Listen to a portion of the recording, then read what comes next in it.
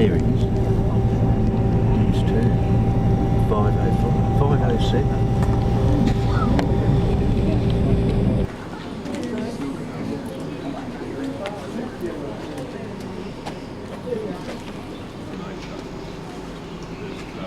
Yeah, so welcome to the old Corowa flour mill. So this place was built initially in 1890 and started producing flour for local consumption and for export mainly to Kuala Lumpur. It operated quite happily up until 1920, at which point it burnt to the ground. So it was an old timber structure at that time. They had one of those dust combustion episodes and the whole thing just blew out. So they had to rebuild it because they still had the flour contract to look after. They decided to build in bricks, but unfortunately there weren't enough bricks in Corowa to build it. So they set up a brick manufacturing plant right here on site. And you'll notice on a lot of the bricks, you'll see marks like these. They're actually the fingerprints of the people that were making the bricks, because they had to get them built made so quickly that they didn't have time to dry them properly before gilding. So on a whole heap of those bricks, you'll find fingerprints. You'll see a lot just above the windows there. They made a feature out of some of those bricks. Yeah, so there's quite a bit of history in the brick making itself, and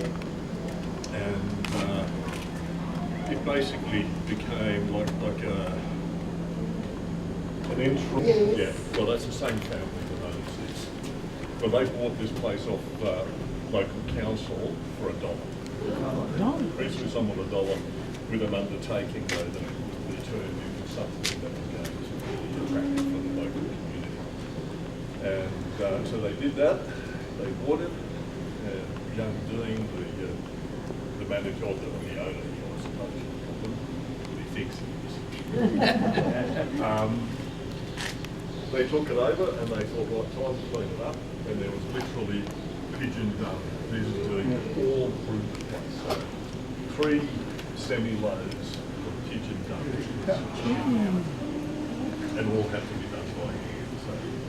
So Dean thinks he was working hard. It was probably the young fellas that were working hard. Back to Holland on the island of Isla, and spent 3 months there learning how to make whiskey. So this setup here is basically built to the same style as the Kilholland distillery. And they came back, started distilling, so obviously the first few years of the distilling were relying entirely on the chocolate and the cafe for income. And whiskey takes a fair while for it to become, not just drinkable, but the law says that, as you said, in barrel a certain amount of time for it to be. So that's a little bit of the background. I'll then take you into to this shed here where the first stages of the whiskey making takes place. Okay, so whiskey, single malt whiskey, is made on barley. And that's all we make here is single malt basically. And what's single malt whiskey is single grain being barley, and the malt, so it's malted barley, single grain, and out of one set of stills. So there is nothing fancy about it, so it's just barley-based whiskey out of one distillery. That's what single malt whiskey is. Some people think there's a lot of romance attached to single malt whiskey, but it's not. It's not. It's just the thing that we all love about single malt whiskey is the fact that we're drinking what Mother Nature gives us. Whereas your Johnny Walkers, your Schiller's Regal, that they are blended whiskies, they can get that. Johnny Walker Red Label, it's pretty coarse sort of whiskey, pretty harsh. But it's anything up to 57, I think, 57 different pour whiskies that are brought together to make it almost whiskey. Okay? So that's why people pour Coke with it, so they can kill the taste. Single malt whiskey, you don't put anything with it other than perhaps a drop of water. And that's it. Does the water matter? Yes, it actually does. The water, when you add it to a single malt whiskey, will open the flavours up. So you're only talking 2 drops, you don't want to dilute it. There's 2 drops that just excites the flavour worlds in it, opens it up, and you should try it when you get home. Pour yourself 2 glasses of single malt whiskey, put 2 drops of water in one and nothing in the other, and you'll be surprised at the difference it makes. But anyway, let's get back to business. Barley is where we start. We get our barley already malted. Now, malting of barley basically means that we're tricking the barley into believing it's springtime. When it's springtime, it just starts the process of germinating, which means it starts developing the sugars and enzymes that we're chasing. So to do that, squirt a bit of water on it to think, oh yeah, rains have come, bit of temperature to it, and this process starts. You let it germinate for basically 2 days or thereabouts. You then add more heat to it to dry it back out, and we've then got those enzymes and sugars trapped in the grain that we're seeking. The grain then comes to us. So normal malted barley we get from Voyager's malt house up near Griffith, but then we also use peated grain, which means smoke has been introduced from burning peat moss to get smoke infused into the grain to give you a certain style of whiskey. Because we haven't got the peat moss here, we import that grain from Scotland, where it's peated over there, malted over there. So the grain we use is a schooner barley, which is a fairly old variety of barley, but it gives us basically the flavour profile that we're seeking. And our peated grain is it's a derivative of the schooner barley, so it's a hybrid that yields slightly more. So that's what we use. And the only other thing that we use is blue yeast. We get that from Belgium. It's distiller's yeast. So I don't know. They're just the best at making it. So we'll just wander on down here. It's horrible. It pumps over here, gets heated to something in the vicinity of 80 degrees. So you get 2,000 litres come over into here. It gets heated to about 2,080 odd degrees. And you start getting evaporation. That's what you need boiling water. You get evaporation. The alcoholic liquid will evaporate on a lower temperature than what the water is. Basically, you're separating the good stuff that we're chasing. It will.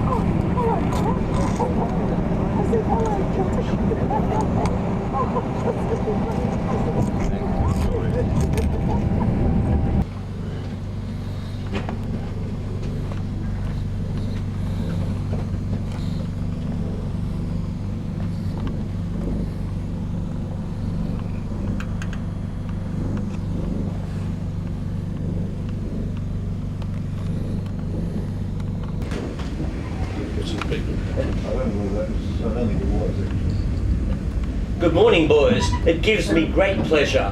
And he never got another word out as they were all guffawing or stamping. Oh, well, I got a better one than that.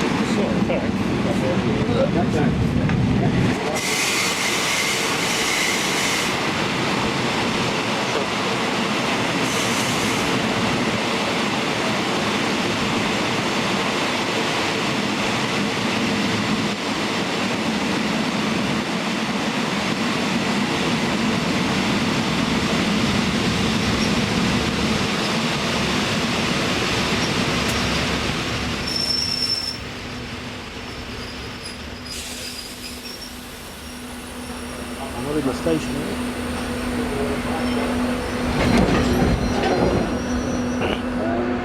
You might have to move up.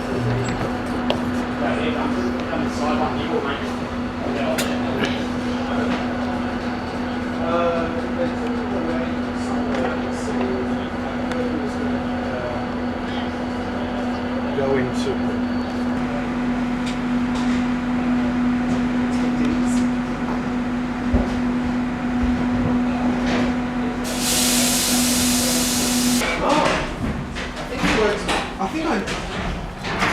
I'm not 100% sure.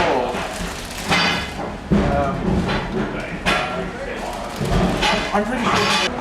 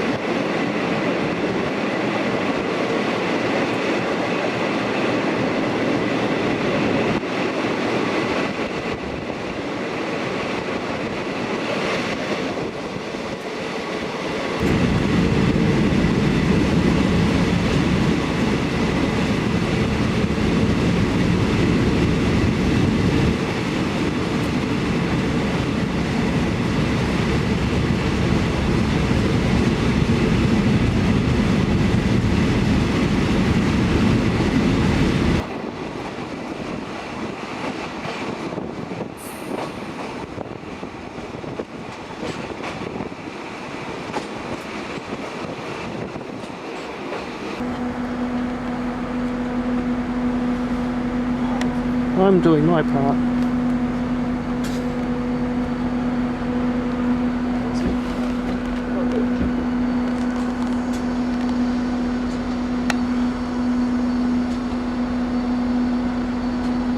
And Apple throttles phones once they go below 80% battery health.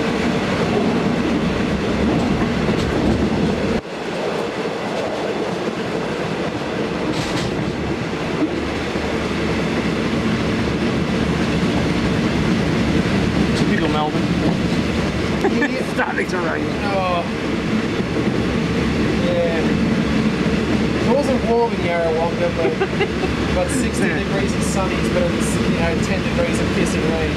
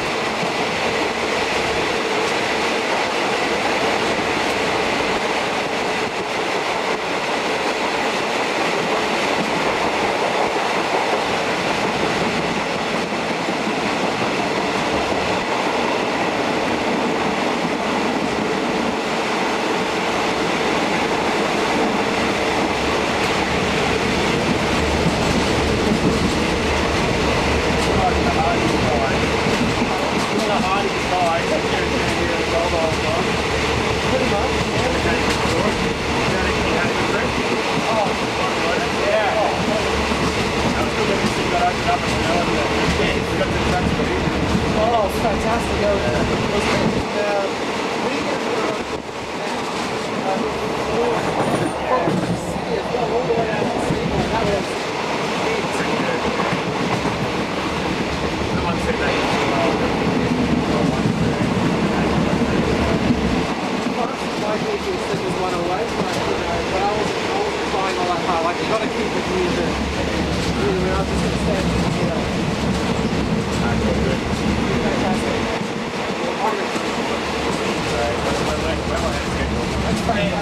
That's what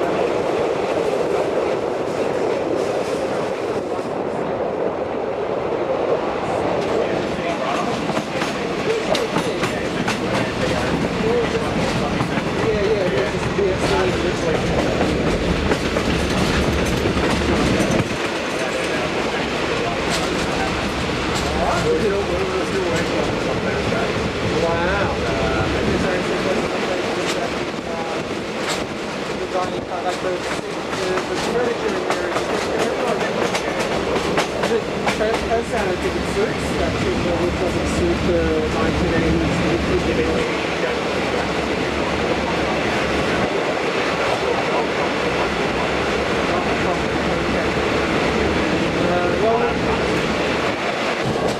Yeah, SRC is advertised more, and like there's no event Yeah.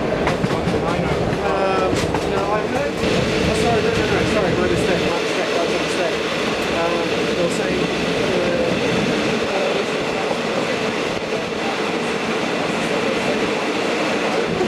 No, look, you know, I think it's. I'm not saying I'm a real like I say this in my respect,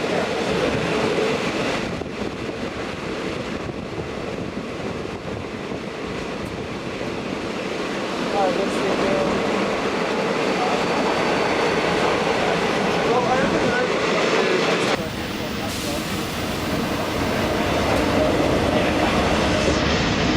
I don't pay enough. I don't pay bills. No, I know, that's what I'm saying. I think that would be really decent.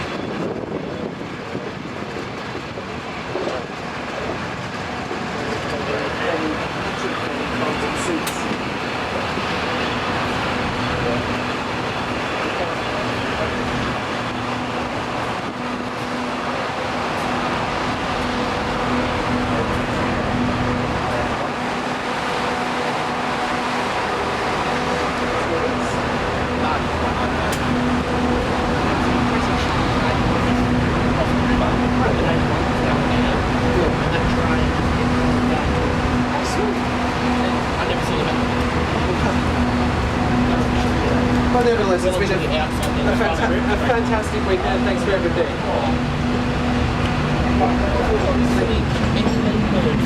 There's like little magpie.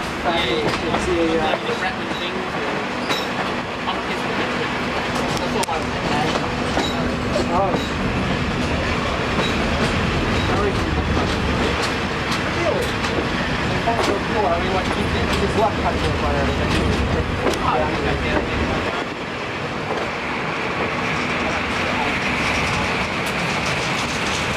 Yeah, that's what I was thinking.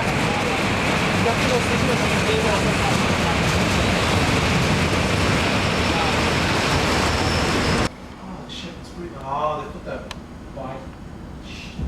Oh look, I'm not against bike tracks and bike paths, but it is a, but I hate this nanny state shit where they. You can't use it for anything other than riding your bike. That's right.